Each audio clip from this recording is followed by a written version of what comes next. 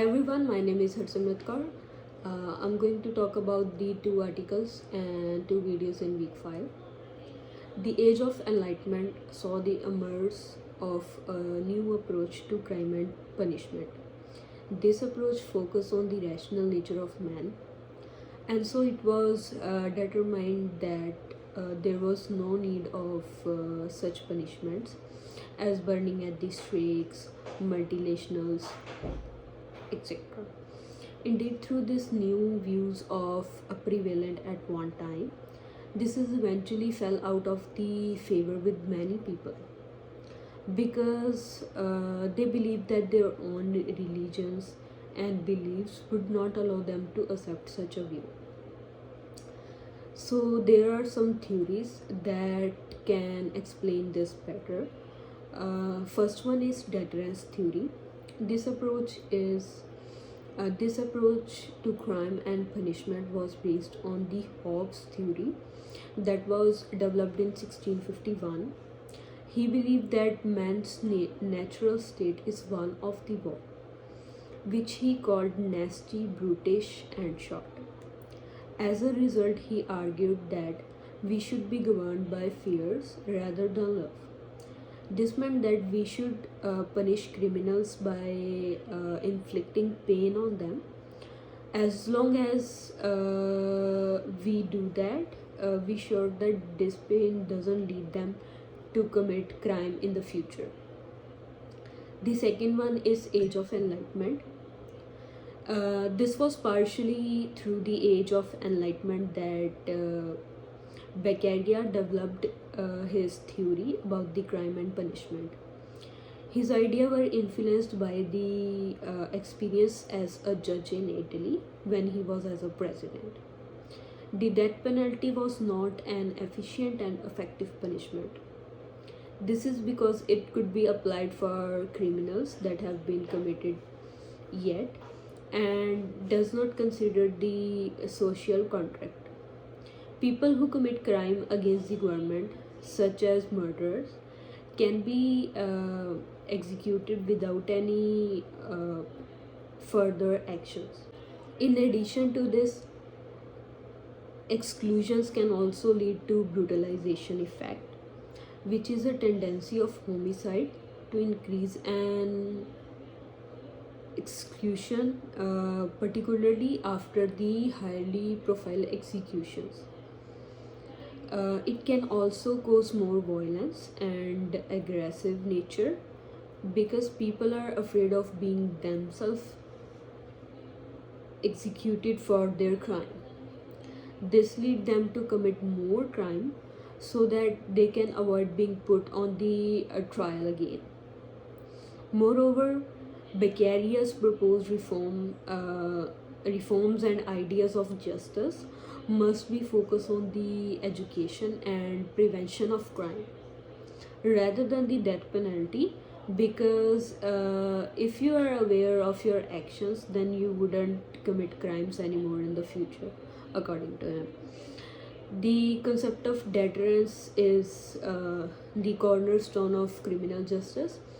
It has been the subject of extensive debate and research since its inception. Yet there remain a great deal of uncertainty surrounding it. In 18th century in Italy, Beccaria presented an inflational theory of deterrence that relief on the three key elements. Characteristics of punishments make a significant difference whether an individual will commit a criminal act. The second one is swiftness of punishment, and the third one is faster punishment occur after a crime is committed. Precise a high likelihood of being caught and punished. Certainty of punishment will make a stronger impression than the fear of being caught and punished. Beccaria's work was influenced in the development of modern justice system. The US Constitution and and a Bill of Rights were influenced by the Beccaриa's work on the criminal justice system. In addition, his work was influenced the philosophy and working of the justice system in the West too. Beccaria's work introduced as an important caveat to the classical and neoclassical theories that has been used since the ancient times. That is, that the aggravating and mitigating circumstances should be taken into the account for purpose of sentencing and punishment and offenders. It is an important caveat to a previously important classical and neoclassical theory.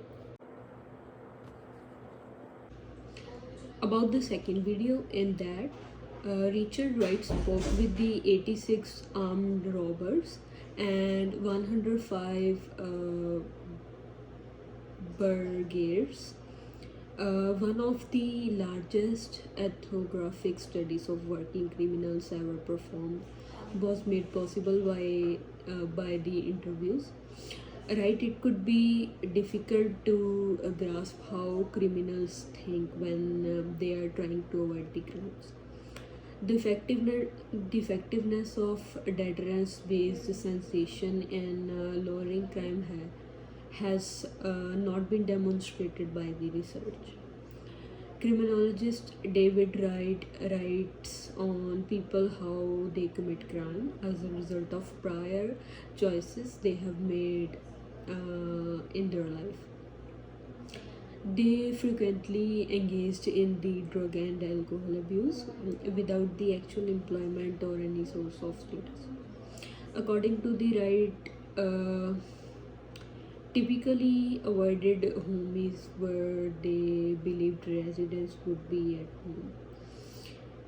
home. At university, Daniel Nagin is a statistician and criminologist. He claimed that it is an unknown if the death sentence boosts or decreases the homicide rates. According to the research, you may discourage crime by encouraging would-be offenders to consider that the chances of being detected in the first place. Cities has already failed if they are measuring the deterrence by the quality of assets. Nagin stressed the impact that simply having police in a high crime area may have. The long-term effects of increasing police presence have not received nearly enough to the study as it done till yet. It is possible to have both positive and negative effects on how a place is policed. It is not feasible to call into a question the authority of the police. By erecting the yard signs and the other deterrents,